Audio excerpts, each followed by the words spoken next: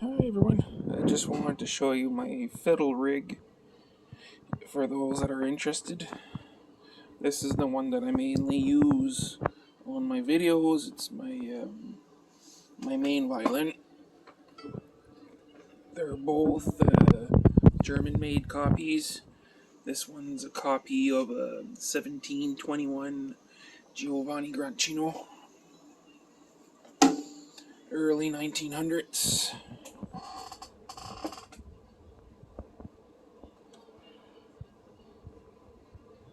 Very old fiddle.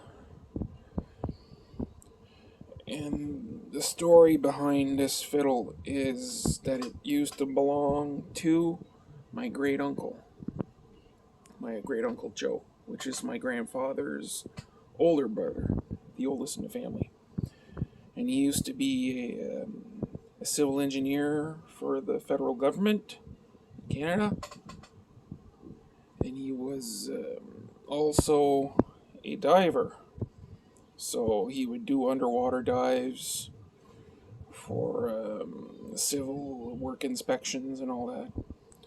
And he also famously worked with Jacques Cousteau in France. And this fiddle belonged to one of his employees. And when my Uncle Joe retired, he gave him this fiddle as a token of his appreciation. And he was from Germany, and his father played in a German orchestra. It's not an expensive violin, but it's seen its miles, being early 1900. And it's a really, how can I say that, trebly fiddle. It sounds really clear, not much bass. It's not very loud, which is great for a band situation. You're not gonna overpower too much on top of the instruments, and you blend really well with the other instruments in a bluegrass jam, and you don't have to play very loud with it, and it's very worn in on the neck. So being that old and that used, it's very comfortable to play. And those little diamond there, those little plastic diamonds, that's my grandfather always likes to make little special touches to his fiddles. My Uncle Joe gave this to my grandfather because he didn't play fiddle. And it eventually was passed down to me.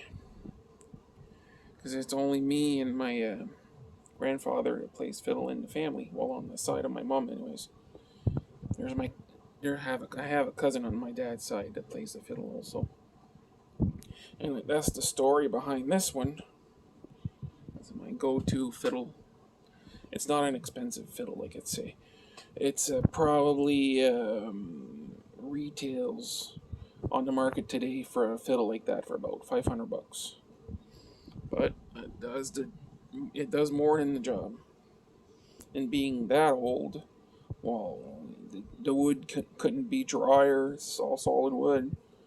Laminate woods didn't exist back then, so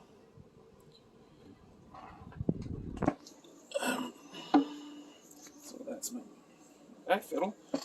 And the other one, I don't even think I did one video with it yet. It's like my backup, basically. That fiddle also belonged to my grandfather. It's Antonio Stradivarius copy. That's what it says on the label. Copy of Antonio Stradivarius. I think it might have had an original varnish on it that's been sanded off, but look at the tiger maple on the back. It's insane. And I think this fiddle is about early 1900s too, but it's been refinished for sure. You can even tell that there's like doesn't even look like violin varnish. It just looks like normal furniture on varnish on it. And for not having the proper varnish on it, I think is the reason why it sounds totally different than the other one. It's has a very bassive response. It's louder than my other fiddle, but has a lot more bass to the sound and a lot less trebles. A lot less treble and a lot less mids also. It's very has a very scooped sound EQ wise. Basically this fiddle I use it more if I'm in a solo arrangement. Like let's say if I play with a backup band and I'm just there to play fiddle tunes on top of everybody else. Well, that's basically the fiddle that I'd be using more than the other one. The other one there is for a band situation, but not to, how can I say, take over the show. It's more to blend in, and which is nice for that one. So I got two violins for two different situations. Both were previously in the hands of my grandfather, and that one my great uncle. And it's the only two fiddles that I have, and I don't see the point of buying a new fiddle since these two old ones do the job perfectly. And I have them both in a double case. Gonna put them back in just to show you. They just sit like that. And even the case has a story that used to be my grandfather's case also. It's he had bought that because he had two fiddles at the time he purchased it, and he just wanted one case for it. I don't even think it was necessarily those two that he had at the time. He had like hundreds of fiddles. He like swapped and traded.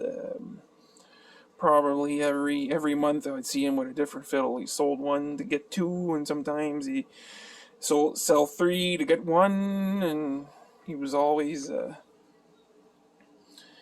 trading and switching fiddles. But that's two of them that pretty much was with him till the very end. And I inherited those.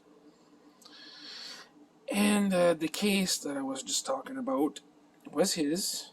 But the funny story is that he sold that case later on because probably he went from two violins to just one and didn't need a double case anymore, so he probably put it on something else at the music store, and it was sold from the music store to one of his fiddling friends that he kept for a lot of years. And just a few years ago, I would say maybe 3 or 4 years ago, I went to the music store and I said to the owner, I said, I'm looking for a double case. I said, oh, well, I have one in the back. And he went in the back and took out that case. And I looked at it, and my grandfather was still living at the time, and then I showed him the case, and he said, well, would you look at that? That was my case.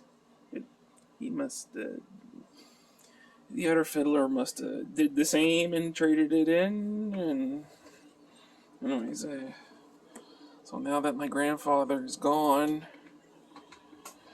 I'm even more prone to keep this as is, since it's two previous fiddles that he already owned and a case that he already owned also, so it's very sentimental to me. And I got a bow. I just had like a $30 bow there that the plastic there came off, and I just put Gorilla Tape on there, and that's basically just a spare. It used to be my main, and when it got too banged up, it's just a $30 bow. Nothing fancy. It's the cheapest bow we can get. And I would say during the start of the summer, I went and bought myself one with I'll call that the octagonal stick. It's not a round stick. Probably hard to see in the video. That one's an $80 bow. A good stiff bow. Makes the whole difference from playing years and years with a $30 bow. And when you don't have expensive fiddles, you don't really need an expensive bow. So, anyways, that's my string close up. That's my fiddle collection. I only have two, but that's what I tend to use until until I can't play anymore, or maybe eventually if I get another one, higher end one. Well, I don't still see myself parting with these.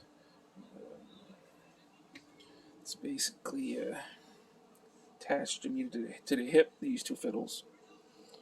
And I'll leave you with that. And if you want to know what I used to play, well, that's what it is.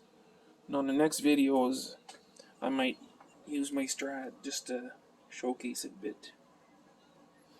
Alright, so I'll talk to you later. Yeah, and that's the mess we have in the basement. Lucas's drums, and by the way, I got PA system, Fender amp, Fishman.